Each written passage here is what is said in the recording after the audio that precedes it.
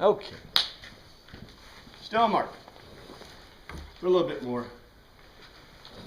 These are pretty simple words, and I've given some of them to you before, and I also gave you the chart again. Although I don't necessarily agree with this chart precisely. Herod's palace is about the right place. Fort Antonia is about the right place. Temple is about the right place. Of course, Garden of Gethsemane, we know it's not the Garden of Gethsemane, it's the wine or the olive press. Yeah, which is kind of cute. We turned it into a garden. I just think that's funny. Golgotha or Calvary is maybe not quite that close to the walls for good reason. The upper room, high priest palace, that's maybe about right. We do know that remember I think I've talked about this before. One of the big problems with the Pharisees, there were two markets that we know of in Jerusalem. There's the market, if you read in Centurion, I talk about it. There is the normal market where everybody goes, but there's another market for the Pharisees. The Pharisees had their own marketplace, and it was in the lower city, not in the city of David. The city of David is the side to the east there, near the Kidron Valley, and the city of David was considered, it's kind of like East Kansas City. It's where you don't want to stop to get gas, right? I mean, it was considered pretty much a bad place to be, kind of like Lower Manhattan, or I don't know, they used to have whatever, the other side of the tracks, supposedly. So the city of David, the ancient city of David, was the bad place, and the good place, supposedly, where everybody lived, was the lower area there, where you see the high priest palace. So, and palace. We'll talk about palace. We'll get there. It wasn't exactly a palace. That's not what it says in the New Testament at all. Okay, but however you want to read that, you know, high priest was not allowed a palace for obvious reasons. Herod's palace. If you read Centurion, I put a little joke in there. Now, Herod's palace was called the palace of water, the water palace, because it was supposedly full of water. But, okay, do you see a problem with that? What does that indicate? If there's lots of water in your palace. You're in a floodplain. Yeah, you're below a floodplain. And they did it intentionally, okay?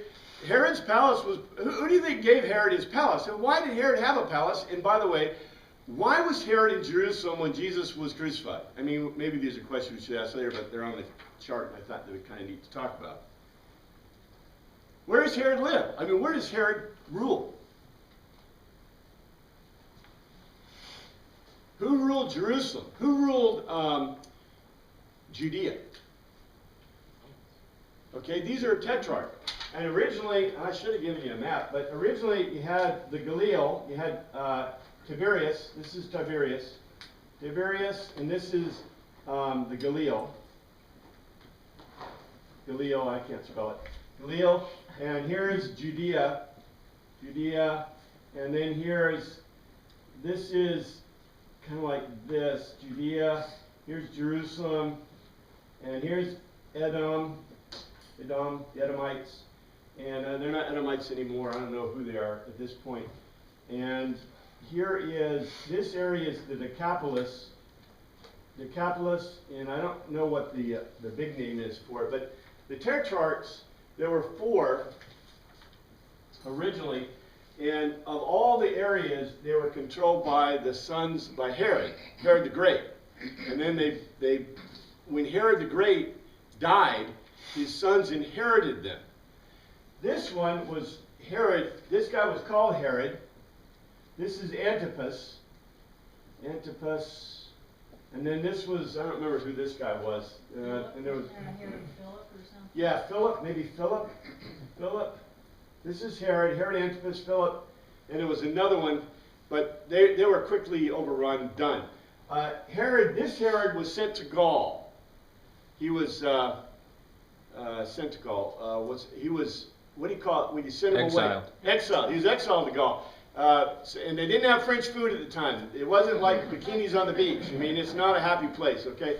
But he was exiled to Gaul, And in his place was put a procurator. The procurator who Pilate was at the time, but there were multiple procurators. If you read Centurion, I talk about all the different procurators. But Pilate was the one at the time of Christ's crucifixion and resurrection. And then Antipas was still the guy. This is Herod Antipas. And Antipas is the guy who tried Jesus, right? The reason he was there is because Pilate was trying to make nice with him. Philip had been croaked. And we're not sure if the Romans croaked him or if he was croaked by his brothers or what, but this basically became under kind of Greek-ish Carthaginian rule. So there's always a little bit of issue with the Carthaginians, and the Romans never kind of took the effort to take it back. But at the time, Antipas was invited down to Jerusalem for the festivals, because even though he was an Edomite by birth, he was still the titular head of king of the Jews. And he was invited down to Jerusalem because why did he go to the festivals? He's a Jew. So he went to the festivals to celebrate with the Jews. So that's the way it worked. So that's why he was there. Except his palace was underwater most of the time. They probably had slaves pumping to keep the water out and maybe bring the water in. Because you want to keep it out. Well, if you're in the middle of summer, what's the problem with water? Mosquitoes. Yeah, mosquitoes and all kinds of other things. So, you know, they probably, when they came into the temple, they had to send guys out a month early to pump the water out. Just saying. But there's an area, a low area there. That's where Herod's palace is. So anyway, we'll refer to this. What I want to do is look at the words really quickly. Presbyteron.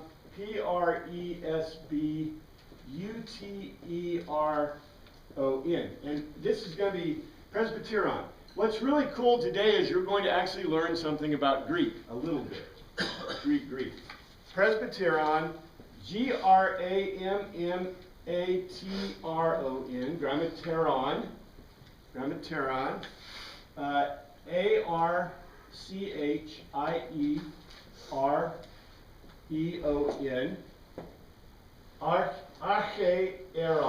Archeron, and these are the two other words that I just threw on.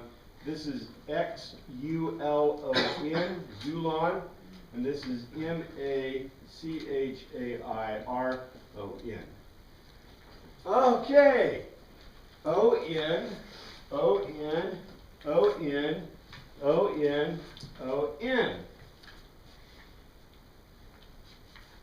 This Presbyterian, these are all N's, this is all N's, they're all the same. O-N. This means elder. If I say presbyteros, that's elder. I think I've got it here. Presbyteros, elder. Presbyteron, elders. Grammateus is writer. Presbyteron is writers. Archelaus is high priest. Archelaon is high priests. Zulos is a club or stick. Zulon are clubs or sticks. Machiros is a knife, a dirk, a small knife. Machiron are knives. Ha! So if you see O-N on a noun in Greek, you probably could guess it's plural. Isn't that cool? Of course, elders, it says specifically, and we'll get there at some point, we'll get there. Elders, presbyteron. So a presbyteron, they're talking about the Sanhedrin. Now what's very interesting about this is these words are obviously Greekized. Greekized. Big time Greekized. Because do you think that, well, what do the Sanhedrin call themselves? They're the Sanhedrin, right? They don't call themselves a presbyteron unless you're talking Greek, right? Get it? See? The Grammateus, we've talked about this before. They're the writers. We call them the scribes, right? Who are they really? Probably the Pharisees. That's what we talked about all through Mark. Mark identifies the Pharisees and not the Sadducees as grammateus. And the grammateus are probably the rabbis. Probably the rabbis. And the reason he did that, or Mark did that, is why? Why do you think he did it? Who's he writing to? Who's his audience? Romans and Greeks. That, way back beginning, purpose of Mark is writing to Romans and Greeks. So writing to Romans and Greeks, what do you got to do to the language? Language they refer to. You got to refer Recognize. to, yeah, the stuff they recognize. Because if you use something really weird, okay, if I stand up here and I start talking about the Rathaus and the Ratmeister, you guys, Ratmeister, what are you guys going to do? Say, what are you, nuthead? What's rats? That's Deutsch, yeah. The Rathaus is the head, that's the mayor's house or the head of the legislature in a city or a city-state, okay? And the Ratmeister is the mayor or the head of the legislature, depending on what you're talking about. So if I use the wrong terms or terms you can't understand, we're totally out of sync. So in the language, I got to tell you what the language is. Archieron, high priest, I mean that's easy in the Greek, but the big point is there's more than one. We talked about that last week. Zulon, the reason I put this in here is because Zulon means literally wood pieces, pieces of wood, and sticks or clubs. But I want you to see this word. I also want you to see this. This is a word that is totally mistranslated. Now, why would it be mistranslated? It's mistranslated as swords. It's not a sword. It's a little knife. More akin to a dirk than anything. You know what a dirk is, right? A dirk? Goes in your sock if you're wearing a kilt. Yeah, there you go. Because it's small, right? But why do they keep it in their sock? Do you know why? Do you know why? Why the Scots kept their dirk in their sock? They kept their dirk in their sock because they used the dirk to eat. The dirk was used to basically cut food or pick up food. And you put it in your sock to keep it clean. Because you could wipe it off on your sock. And usually your sock, you know, was wool and it would get washed maybe once a year, so you were okay. Right? If you really needed something, you could probably put your sock into some hot water and make soup. But that's the Scottish way.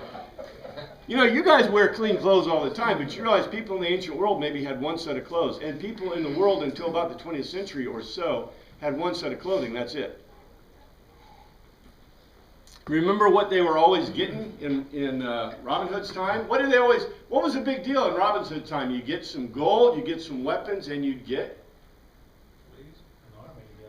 Well, a suit of clothing. Go back and reread Howard Pyle. Go back and read Sir Walter Scott. Whenever they were giving out stuff, whenever they're getting riches, they'd have gold and silver, a little bit. They'd have weapons, and they'd have clothing.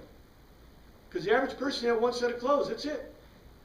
And they wore it every day. So how much time is there for washing? And if you're washing, what are you doing? You're naked. Yeah.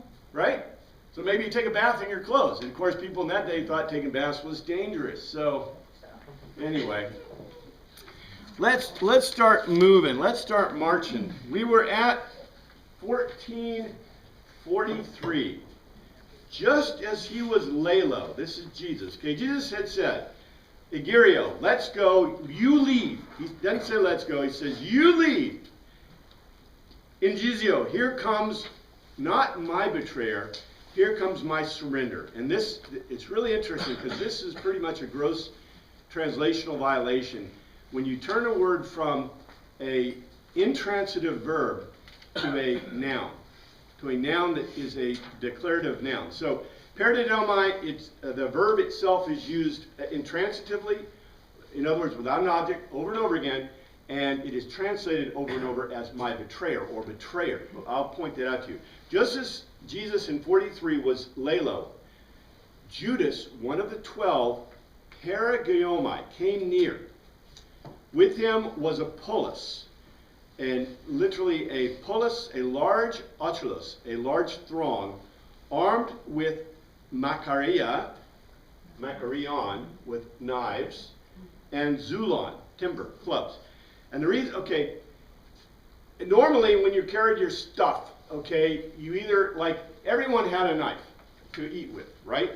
And the reason everyone had one, everyone kept one because that's what you ate with. And if you lost your knife, you'd be using your fingers and it would be kind of ugly. So where did you probably keep those knives, and where'd you keep the knives? Belt. In your belt, maybe, if you had a belt, you know. And remember, a belt was an indication of warrior kind of thing. But you had a belt, or you'd have, what, maybe a little bag or something, right? A bag, people carried their gold. And remember, it's a misnomer. You know, people had pouches, but what did you keep in your pouch? Money? Well, you didn't have much money, right? In the ancient world, there wasn't a whole lot of money. So what do you think, if I were to come up to a person in the ancient world and open their pouch, what would I find? So yeah.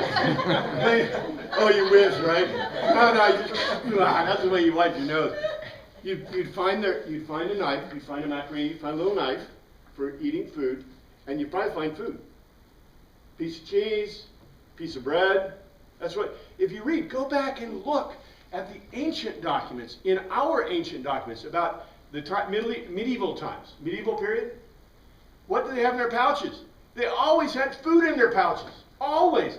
It says they came to a place where they wanted to take a little snack, you know, sit down, take a little rest, in the Canterbury Tales. And what did they do? They reached in their pouches and pulled out food. They carried food, they carried their dirt, they carried the macarena. So in other words, most people had it. So how did I know that people were carrying knives? They had them out. So they had sticks and they had knives. That's the way you know they had. So they were with macarena, they had knives and they had clubs, they had pieces of timber sent from the Archelaus, the high priest, the Grammateus, and the Presbyterus. So in this one verse, this one piece, we have all these words used together. The point that's important is, remember, more than one high priest, that's really weird. They're only supposed to have one. I told you last week because of the Romans. I won't go into detail about that. The Grammateus we know about, and the Presbyterus are from the Sanhedrin. 44. Now, it doesn't say the betrayer. It says now perdidomai. Perdidomai. Literally, the yielding, it's still an intransitive verb. The yielding had a signal that was arranged. Literally, this says, the one who would yield him up arranged this signal. Whoever I kiss, the same is he. Take him and lead him away safely. That's what it says. Now, this is what the translation says in NIV. Now, the betrayer had arranged a simon, a signal, in common with them. The one I kiss is a man, arrest him and lead him away under guard. That's not what it says. In the Greek it says, the one who would yield him up arranged a signal. Whoever I kiss, the same is he. Take him and lead him away safely. Is there a difference between the two? In nowhere does it ever say arrest him. Why doesn't say arrest him anywhere in the New Testament?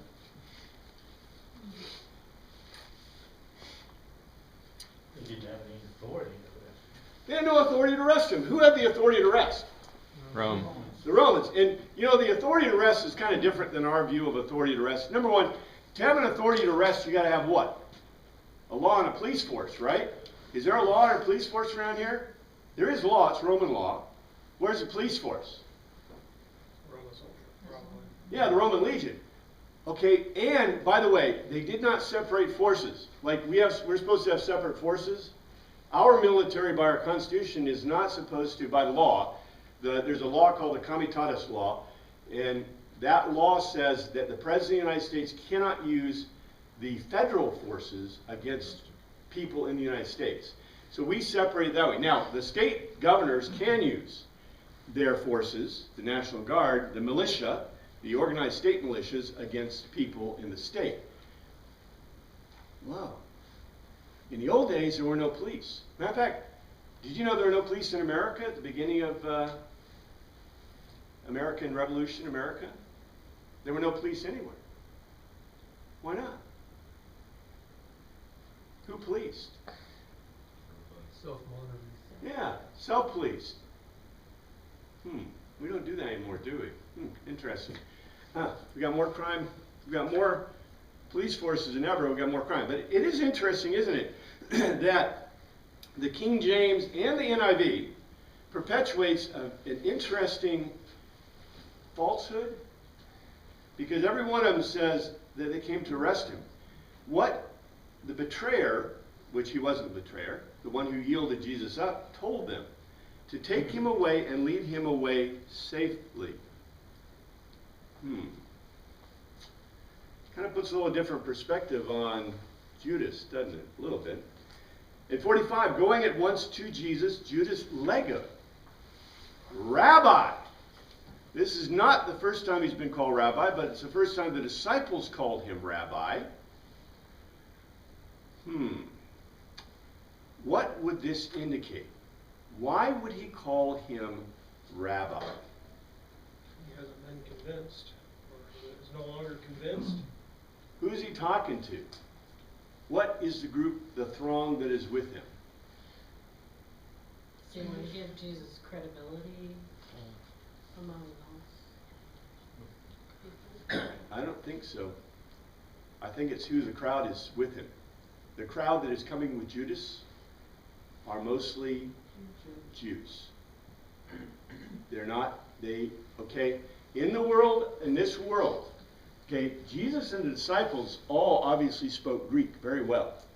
Jesus does all his talking in Greek.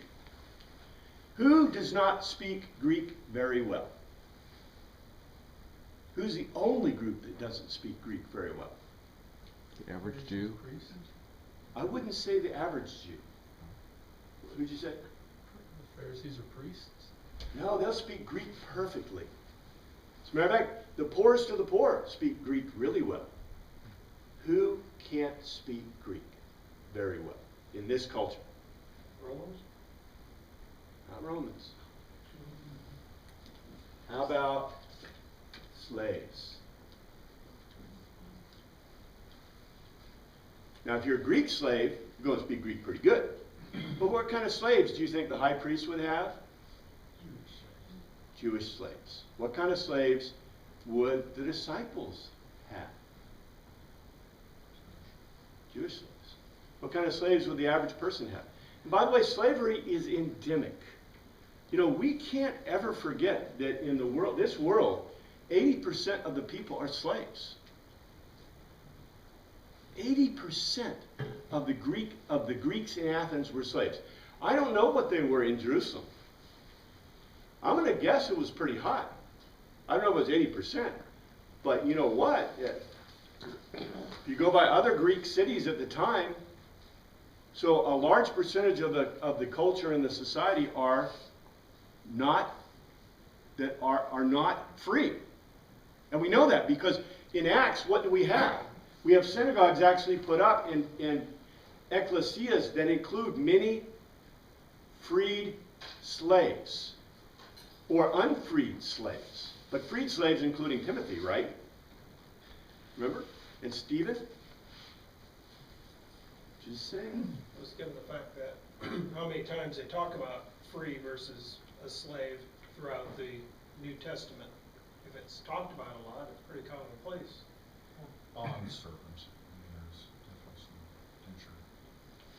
Well, you go from indentured servitude to the whole enchilada. I mean, it's, but bond servanthood is pretty much the Jewish way anyway. Go back and look at the law. But let's look at this a little further. It says, Rabbi and kataphileo, down loved, which means in Greek to kiss. Now, why would he need a semeon? Why would he need a signal? It was dark, It's dark. and everybody looked alike. Yeah, relatively. I mean, relatively everybody looked alike. Jesus didn't have a halo around him, did he? But even worse, okay, if for example, Judas has got to address these people as in Jews, in Aramaic, right? How much Aramaic is used in the New Testament? Almost zero Aramaic, almost zero Jewish language at all. And Aramaic is the language they were using at the time. Is used in the New Testament, only in very peculiar things. Here's one of them, rabbi. So the group was likely uneducated, probably slaves. And why Judas needed a signal is because, there's lots of people here. There's a large throng coming from the high priest, the presbyteros, and the grammatean, right? And at the same time, there's a lot of Jesus followers, right? There's a huge amount. So there's lots of people milling around this mountain, the Mount of Olives. Lots of people, huge amounts of people. That's also why I think some of the Romans were there too. So whether he was doing this for, somebody mentioned the Romans, I don't think this crowd was mostly Romans, but I do, in my book, remember I threw the Roman centurion in there with, I think he had 4 or 8, he had the smallest squad that they used, a small group in there with him to keep an eye on it, right? To keep an eye on what was going on. But in any case, we're talking about cultural barriers, we're talking about language barriers, and so he comes up, rabbi, and kataphleo, gives him a kiss. That was the signal. Now, it says, the men seized Jesus and arrested him. That's not what it says. Literally it says, the man placed their hands on Jesus and took him. There's no arresting going on here at all. They came up and they took him by the arms, basically, and arrested him. And then it says, 47, then one of those standing near drew his, no, it's not a sword. He drew his macharia, his knife. Now this will explain to you, okay, why do you think he struck off the ear of the high priest's servant? And yes, servant of the high priest, servant means he's a doulos. The word servant is doulos. Doulos means slave. Yes, slave. So he's a slave of the high priest. But why do you think it cut off his ear? What was going on here? They couldn't go back in the temple if he'd been wounded or. Well, why do you think it? Think about this. Okay, it's night, but night's not the issue. So the high priest's servant, slave, was probably one of those who grabbed Jesus or put his hands on him, right? Remember, in this culture, this is a non-hugging culture. Ancient culture is non-hugging cultures. So you don't get into people's space. You don't touch them, right? Touching is verboten. They touched Jesus. So his reaction is, may or may not. Did they know that they were coming to take Jesus away? No, they had no idea. We know this big group is coming to take Jesus away. The big group knows they're coming to take Jesus away. Judas knows they're coming to take him away. What did the disciples think was happening? More followers are coming. More followers are coming, exactly. There's more group. Hey, where are you guys from? Nazareth? No, we're looking for Jesus of Nazareth, right? And they're speaking Aramaic, probably. Where's Jesus of Nazareth? And actually they would have said, where is Joshua ben Yosef and Nazareth? Right? That's what they would have said. And so that's what they were asking for in Aramaic, probably. And Judas comes up, says, Rabbi, that's the code word, and gives him a kiss. They put their hands on him. The first thing that happens is they're touching Jesus. You don't touch people. So one of his followers, it says here, one of those standing near drew his macharia. And by the way, it doesn't say, it probably was one of his disciples or followers, right? Because the other guys, we knew they had their macharia because why? They were carrying it, see? So this guy has to draw, it says drew. He pulled it out of his pouch or took it out of his belt, right? So he pulls out his eating utensil. And how he cut the high priest, okay, how do you use a dirk? I know you guys aren't trained in weapon. It's a stabbing weapon. Yeah, it's a stabbing weapon. So he probably, and the way you stab people, okay, I'm teaching about knife fights. The way you do knives is you attack kind of like swords, okay? You keep your arm back because you want to get cut this one. You put this one out as far as you can, and you would use it in a couple of ways.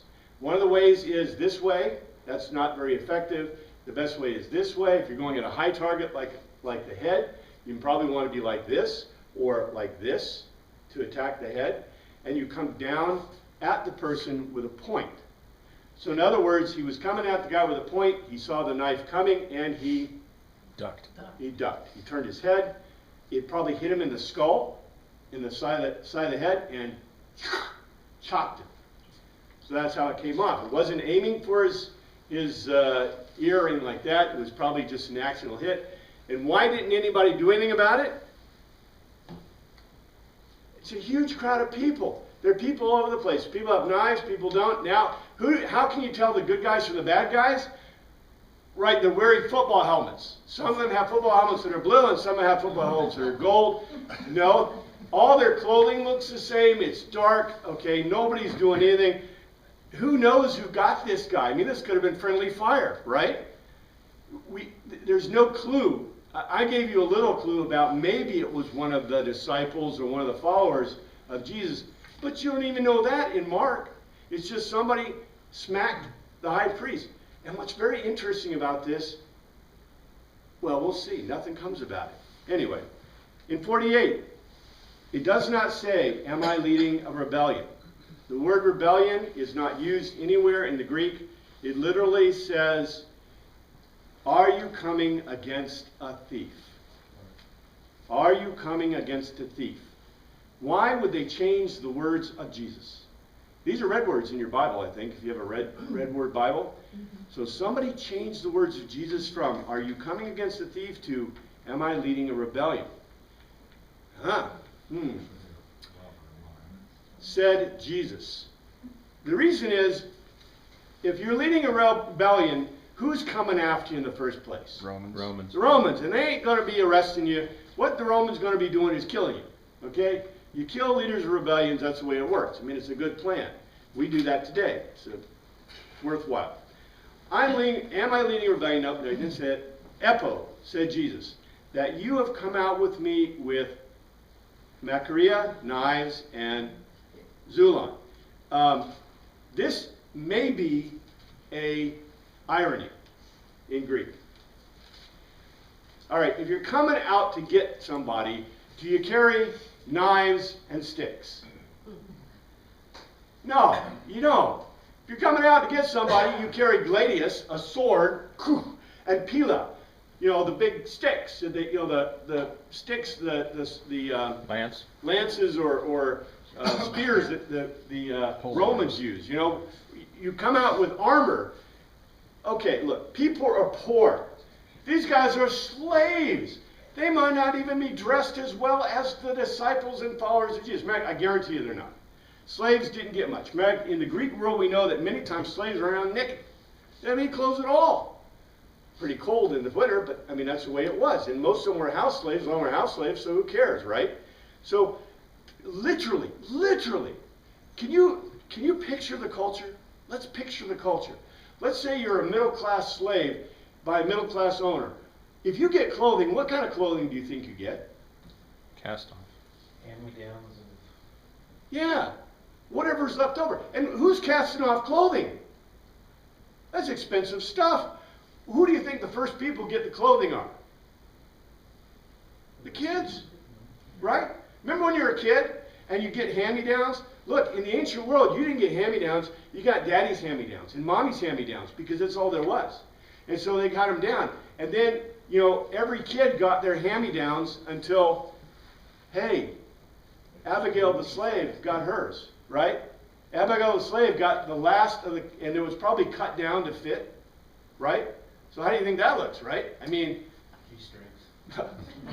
well, I'm not sure they're quite at that level, but let's just say, they were probably not very well clothed because that's all they had. And, our perception of the ancient world is built by what we see in movies and badly written books. And the world is not like that very much at all. People, the shabbiness of the average person would probably astound you, and they would think they were happy because they had clothing. They had something to wear, right? And so these people coming against them probably in the daylight would say, oh, wow, they're slaves, right? In the middle of the night, how do you know? Jesus said, have you come out with me with knives and sticks? Guess what? The King of salvation, the Savior, was taken with knives and sticks. Do you see an irony here? This is a beautiful Greek irony. And Mark is trying to make it very clear. You notice how many times he uses the words knives and sticks? We translate it as swords and clubs. Oh, they're carrying maces. They're like warriors, right? These people are wearing rags and they're carrying knives and sticks. This is a beautiful irony. Beautiful irony. 49. Every day I was with you. And by the way, the people around Jesus may or may not understand what he's saying. Who's understanding what he's saying? His followers and the disciples. And Judas. Who knows if the other group can understand him very well? I expect there are in the crowd. But Jesus says, every day I was with you, teaching in the temple Hieron, in the temple courts. And you did not restrain, kreto. Restrain is a word that's used over kreto, not arrest. You did not restrain me. But the grapha must be made full. Plereo. Plenum must be filled up. The scripture must be filled up. Now, what courts do you think he was talking about? And this is very interesting. What court is he talking about? Here's the holy place, and then here's the holy place and the Holy of Holies. Holy place, the Holy of Holies. Here is the place where the Jews, the court of Jews. There's a court of Jews right here. And then there is the court of women. And then there is the court of Gentiles.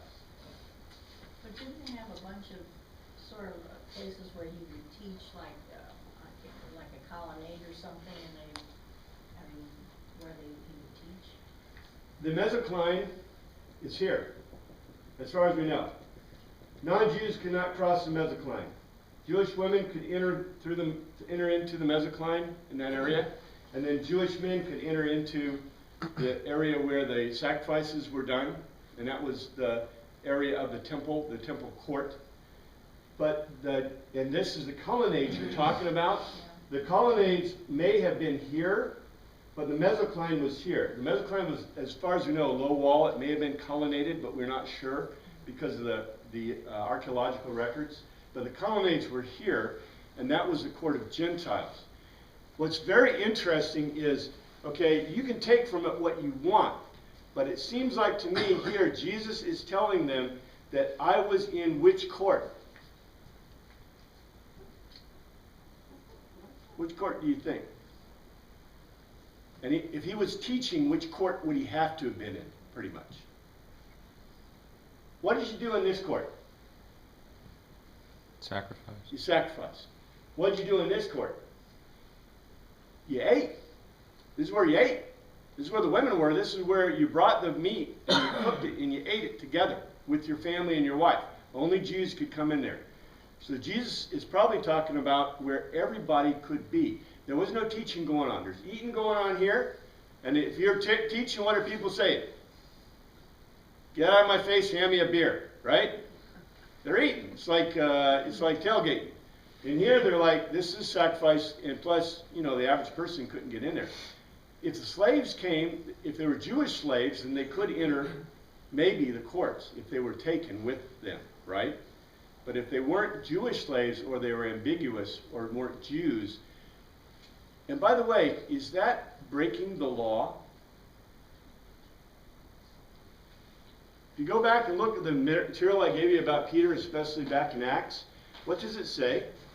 It says that the Gentiles should be able to sacrifice in your courts and participate in the free will offerings.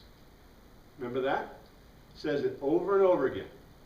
As you were a stranger in the land of Egypt, so the alien in your land should be able to sacrifice to me and also be able to eat of the free will offering.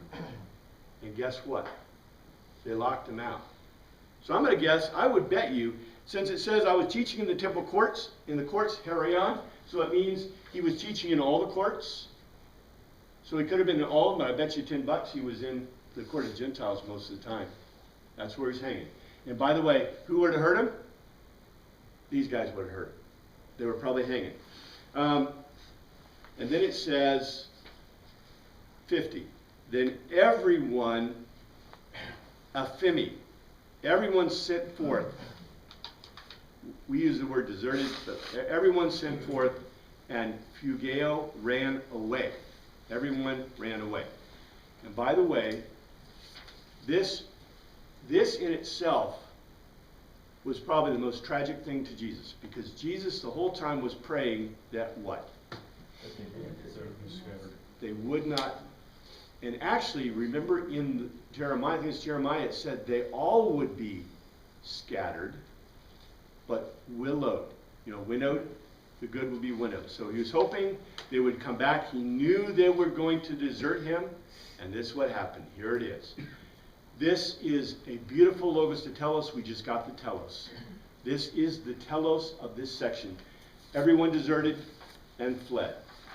Now we have something very, very, very, very interesting. Why did they flee?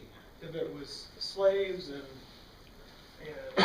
basically slaves with clubs and knives versus Roman centurions with swords and everything grabbing Jesus, why would they be scared and flee? I'm glad you asked that, because we need to talk about this a little bit. I think that's a beautiful question. Okay, so you're a throng. You are a huge group of followers. You're Billy Graham's followers, right? And Billy Graham is given a talk on the mountain, and he just happens to be praying on the mountain, and you're there at the wine press, right? And it's Billy Graham. And a bunch of hoodlums, basically slaves in rags, right, come up with knives and sticks and grab a hold of Jesus. Why did you run away? You didn't have your knife and sticks out. The others did. I think it's even worse than that. But, you know, you're giving them credit, but, one of them did pull out. One at least did. One of them wanted to fight or wanted to do something about it, right? And he probably didn't do it for the right reason. Did anybody say, did Judas or anybody say, we're taking you to the high priest? Did anybody say, we're taking you to the Romans? What did he do? He said, Rabbi, and kissed him. Rabbi, and kissed him, and then a bunch of guys grabbed him. Well, that doesn't seem too threatening. I mean, a little bit. I mean, in their culture, it's kind of threatening to touch him, right? So threatening that someone pulled a knife. What's wrong with these guys? What's the deal? I don't know. I can't answer. The hysteria of the crowd? Middle of the night, they've been sleeping. They wake up scared. Yeah, maybe that was it. Maybe the middle of the night they woke up, they're scared, But even so, I mean, the statement was made that maybe these guys look like other followers, right? New followers that came from the Galil or from, the 10 cities, the Decapolis, or whatever. Well, probably people too. An act of violence has just happened, and some guy's probably screaming that his ear's bleeding, and there's a lot of kind of panic breaks out in that situation. I would expect. You don't know who did it, why they did it, what's happening, so your instinct is to get out of there before it happens to you. That is a perfect analysis. As a matter of fact, why did Mark... Okay, we know why in another gospel he told us that the high priest's servants, slaves' ear was cut off, right? There was another. But the reason why they deserted him, Mark tells us why they deserted him. It was because, and I agree, if somebody takes a dagger to you, a knife, and I'm not gonna call it a dagger, a dirk, a small knife, like the kind of knives, you've seen the kind of knives people, fishermen or whatever carry with them, right? Those kind of flat-bladed kind of things. If somebody takes one of those little knives and yanks your ear off, I mean, your ear's probably hanging there, right? And you're bleeding like a stuck pig. And you're right, he's screaming. So, Judas says, Rabbi, and gives him a kiss, and then all of a sudden a guy starts screaming and hollering, my ear, he's yelling and screaming, and he's bleeding everywhere, and probably blood is splattering everywhere, right? Because, we don't have to give somebody a scalp wound for you to be proven, but if you give yourself a scalp wound, don't do it. We have nurses here. Nurses know that a scalp wound, if you get your ear, you are going to be bleeding like a pig, and you're bleeding everywhere. And if I get the right place, you may be bleeding a lot more than that. So this guy's probably screaming and hollering, and so what happens? Panic ensues. Now, this probably shows that Judas was probably a pretty good leader, and maybe Jesus too. It's a calming effect, because they have a job to do. They're taking Jesus, right? But these other guys, I don't know. Look, it didn't say some of them. It says everyone. So I'm betting that the crowd that came to get Jesus, they're running too. The guys that are with Jesus, they're running. And maybe even Judas with Jesus are running too, right? They're all running.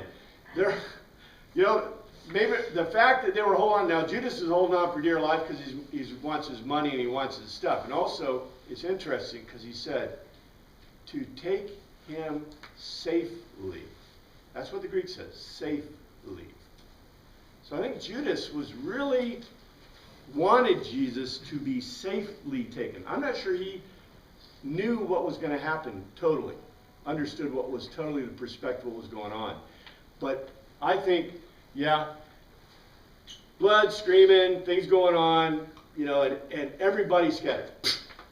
That's gone. That would be, I'd like to see a movie with that. I think it'd be really funny. It's kind of like when a bunch of kids are out playing baseball or something, they break a window, everyone just scatters. And they're gone, yeah, exactly. So I don't think we need to look too much deeper than just, and I think that's beautiful, because remember, the Greek readers who are reading this, we unfortunately have stopped picturing these things in our minds.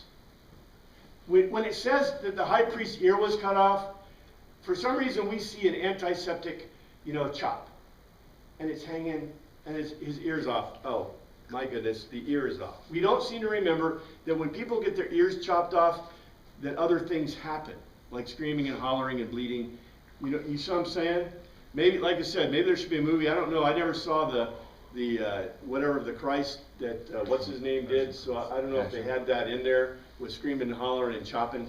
But they probably had swords too, and it doesn't say anything about swords. So I always worry about ancient, movies about the ancient time. But yeah, I've always pictured it a group of Roman soldiers all marching up with their pikes and their swords, marching up, and they grab Jesus, and the disciples see this huge horde of Roman soldiers with their knives and everything, and they flee. Yeah. That's always been my understanding of it. So. It's kind of like how many wise men were there, right? Well, we think there are 3 gifts. What are the 3 gifts? Yes.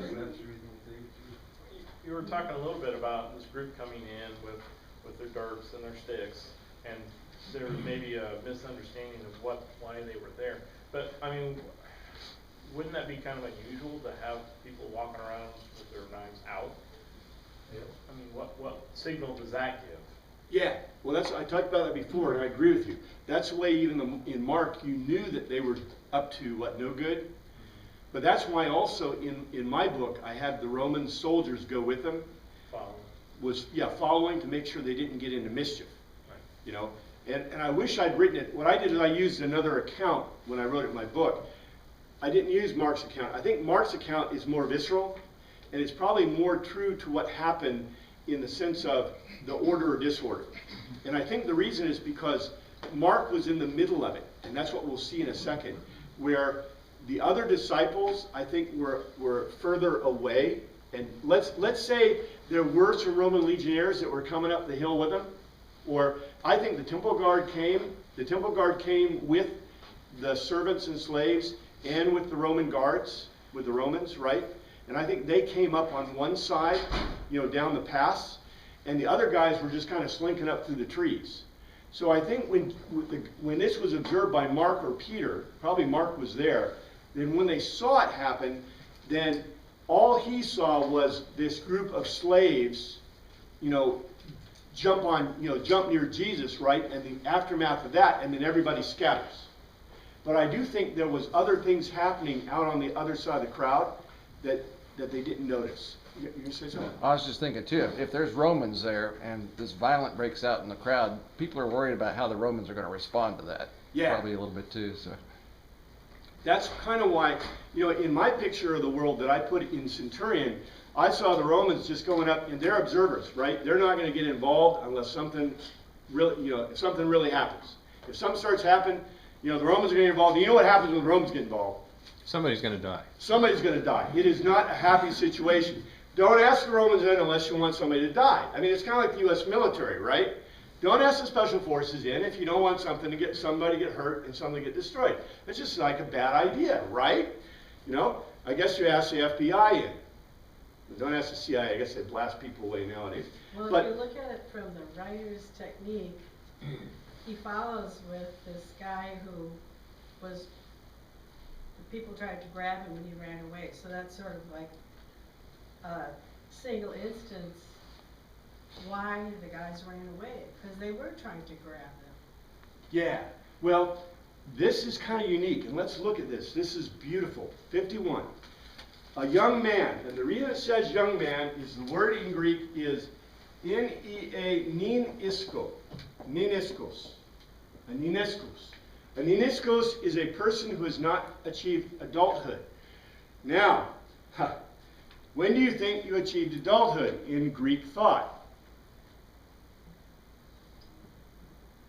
In Athenian thought, this is what happened. This is Greek thought, and neniskos means this.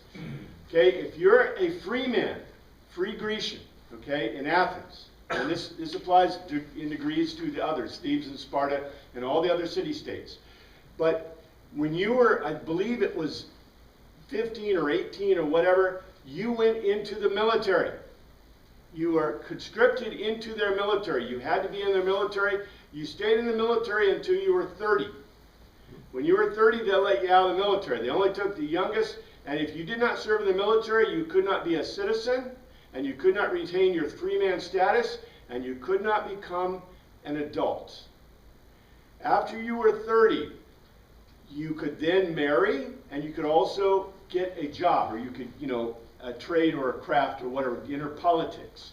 But you were not considered an adult until you were 40 years old. At 40 years old, you were considered an adult. This is why Jesus could not have been 33. He was not 33. He was likely 40 plus years, because he was not called a neniskos in any case. You were not an adult in Greek society until you had been married, you had served in the military until you were 30, and you had basically, you were prosperous. So the measure of a Greek mature human being was 40 years old and meeting all those criteria. I'm just curious, back in that time period when there's no birth records or anything, how do you know how old somebody else is? Other than just their general appearance. I mean, you wouldn't know if they're 25, 30, 35. Because I knew everyone. It was very unusual for people to move out of their city-states. So if I knew you from birth, I know that you were born about the time of X, or, you know, during this specific season or whatever. And so if people came in from other cultures or over other times, they were viewed with great distrust, skepticism, yeah. And so part of the problem was, you know, you were getting into their system. We'll start with 51. This is a very important kind of thing, because this may be Mark. So go back and review it, look at it. This could be the writer of this gospel. And we're going to see if that could pan out. Thank you, Father, for your word. We pray you look after it this week. In your name we pray, amen.